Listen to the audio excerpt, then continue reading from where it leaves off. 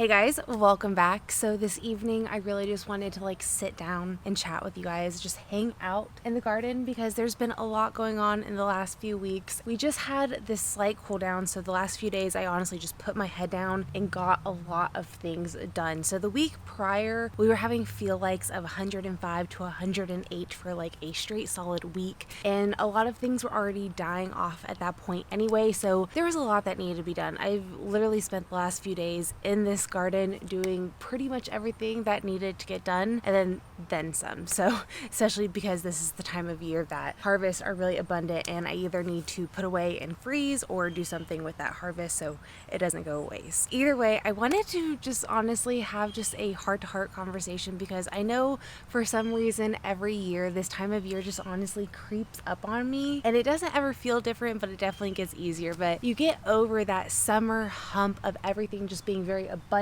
and lush, and then you just start to go into this, all right, well, it's dead, I need to rip it out, and things are becoming less abundant, you're not getting as much harvest off that plant, and everything just starts to really slow down. And even the days are starting to get shorter. I'm noticing that the sunset is setting a lot earlier and the sun rising is a lot later. It's just one of those things that when you do garden and you immerse yourself in nature, the more you really see these rhythms of nature, and you go through this cycle. So the garden has really taught me just to expect change. I mean, change is never an easy thing, but to expect it and just to continue to go with it and embrace every season for what it is. It's definitely easier said than done, but honestly, I'm definitely looking forward to the things in winter that I definitely don't have as much time for during the summer, like doing more yoga, doing a lot more ceramics and baking breads and a lot more things. I really just don't like to bake a lot in the summer just because it heats up the kitchen a lot, and I mean, there's already so much other things I need to do with preserving harvest and then just obviously cooking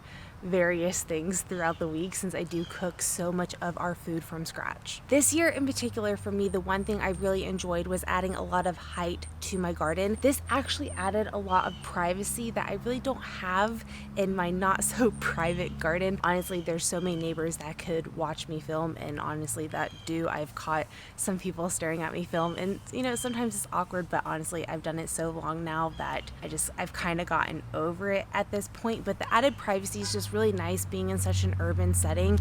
I mean, I do really yearn for that day I have a country home and I don't have a ton of neighbors and a bunch of random noises like that. But for now, this is where I live, and all of that extra height really did make a huge difference. I think next year I really want to try to incorporate something along my fence line. I might try to get a bunch of big grow bags, kind of like the ones my tomatoes are in, and plant a bunch of mammoth sunflowers along the fence line just to add a lot of height and a lot of privacy that I actually don't really get throughout the year. And that's one thing I think I'm really going to miss here in the upcoming months. I did go ahead and rip out bunch of my different mammoth sunflowers. I'm only letting 2 of my mammoth sunflowers go completely to seed, my 2 tallest. So the one is currently going to seed and the one is actually forming its head as we speak. Luckily, I succession sowed sunflowers to where I would have different blooms at different times. I also have these ones here to my left. These ones won't get as tall though. These are a Sunset Beauty. They're like a red variety that's really pretty. I thought they would be really pretty to bloom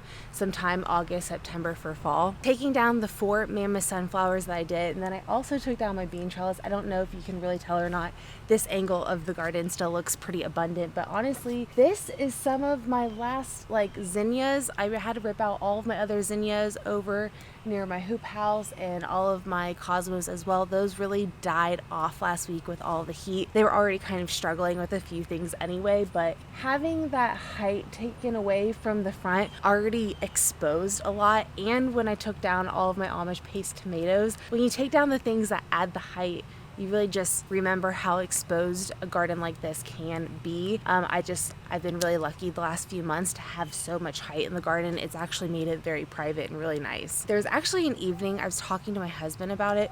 We were in the kitchen, I think, and I just go, have you realized how much more private the backyard seems now that everything is so tall and abundant and lush? And he's like, actually, yeah, thought about that the other day. So I really wanted to make that note that if you are trying to make an oasis in your backyard, try to find some things that will add some height. I'm really excited about my A-frame trellis because that has my pumpkins on it and also some cucumbers and beans. I kind of just loaded up that whole thing. But either way, I have a lot of trellises that are going to be having a whole other round. So speaking of, I ripped out a lot, but I also sowed a lot. So I sowed a ton of beans and cucumbers. So where I live in Kansas Zone 6B. I currently have, I think, right around 75 days before my average first expectant frost. And in that time frame, I can plant a lot more beans and a lot more cucumbers, and that I did. I planted a ton of bush beans, and then I also planted a few trellises of Blue Lake pole beans. I love the Blue Lake bush beans, so I'm really excited for the pole beans. But I also made all of these like little teepee trellises where I added a bunch of beans as well. Figured, you know what, why not, let's just go ahead and do that. I do have one full garden bed that's completely open now, and I am leaving that open. I have all of my broccoli and cabbage and some lettuce starts downstairs in my basement that I will actually be bringing out probably in the next week or two to go ahead and start some fall things out here. It is crazy to think that we are already in August and the height of summer is already past. I don't know what has gone on with this year, but this year especially, I feel like has just gone really fast. I've definitely enjoyed this garden so much this year. I've definitely been able to hone in a lot of different skills. It is really exciting. I can't wait to make a full video this year, just kind of going through the whole garden of 2021 as a whole. We definitely still have a few months though, but so far this is definitely one of my favorite years. But either way, I kind of just wanted to give you a quick little sum up, kind of tell you what I've been up to, and just kind of hang out with you in the garden, enjoy the beauty for what it is. Like I said, these are some of my last zinnias, so I mean, once these are gone, they're gone. I do have some of these really pretty teddy sunflowers and some more mammoth sunflowers to come, but everything is starting to already wind down, which is crazy. So either way, I will see you guys all next week. Bye.